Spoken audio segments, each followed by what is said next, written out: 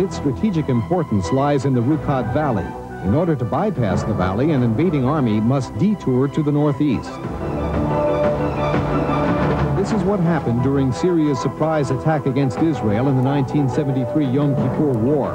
Hundreds of burnt-out Syrian tanks still litter the area, attesting to its strategic value. The central sector of the Golan has many hills which enable the monitoring of Syrian forces.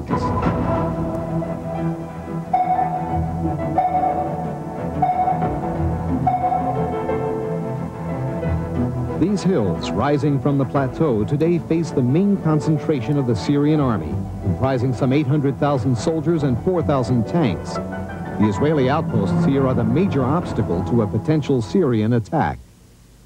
If you sit on top of the tel and the armor is coming at you, you can see it, you can fire at it, you can stop the thrust.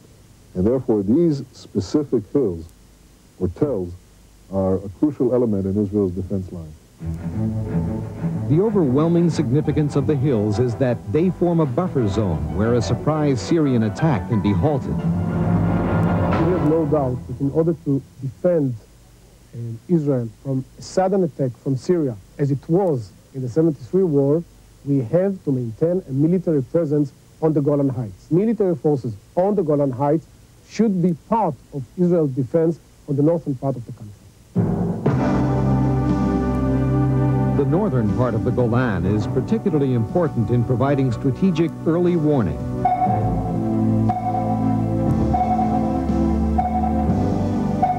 The observation station situated on the chain of volcanic hills can provide advance warning of enemy attack.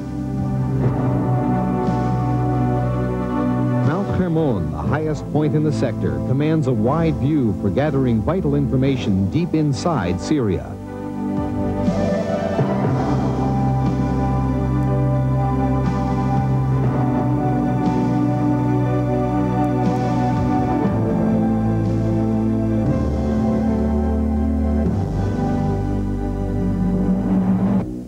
Undetected against the glare of the rising sun, Syrian tanks and planes can advance from the east. Electronic intelligence gathering systems are therefore all the more important. Sophisticated electronic devices here watch and listen to everything happening across the border. This is why Mount Hermon has been nicknamed Israel's eyes and ears.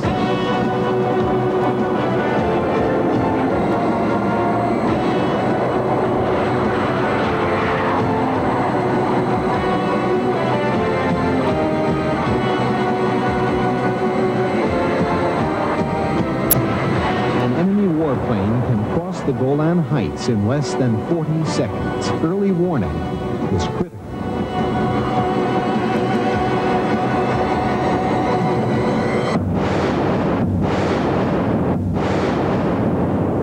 The longer that alert is, the more time we gain in order to mobilize our reserve forces and dispatch them to the Golan Heights. Because, as it's well known, Israel's defense is based on the reserve forces. The Golan Heights also command the main sources of Israel's fresh water supply. This bridge marked the Israeli-Syrian border until 1967. The Jordan River flows under it to the Sea of Galilee. This is Israel's main source of fresh water.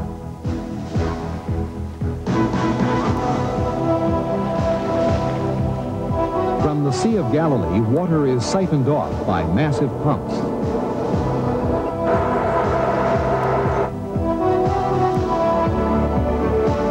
The water is then channeled via the national water carrier to all parts of the country, as far south as the Negev Desert. Its inhabitants are totally dependent upon Galilee water.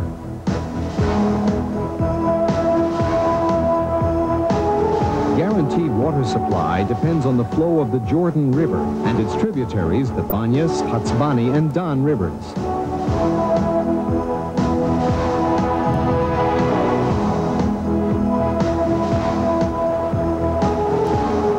The Banyas and the Hatzbani were controlled by the Syrians when they held the Golan Heights.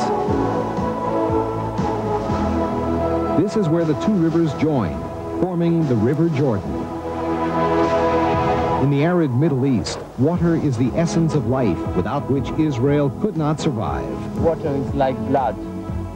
You cannot let any danger to this source of water, which is our national reservoir.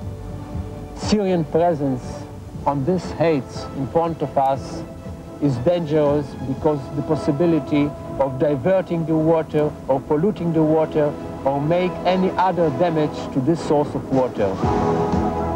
In 1964, the Syrians did indeed try to divert the waters of the Banyas and the Hatzbani away from the Jordan, away from the people of Israel.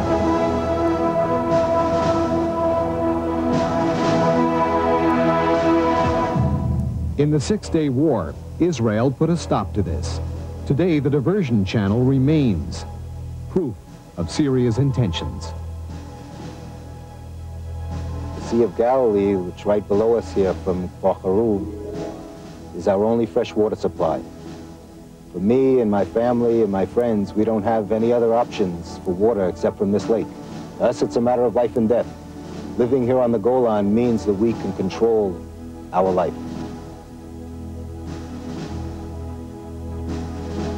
The Golan Heights controls so much of our water supplies, and I don't think we're just about ready to hand it over to Syria, who will decide whether we drink or not drink.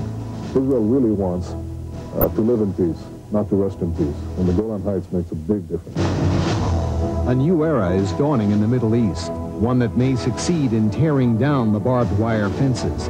A real and lasting peace can be achieved, but Israel's security cannot be compromised.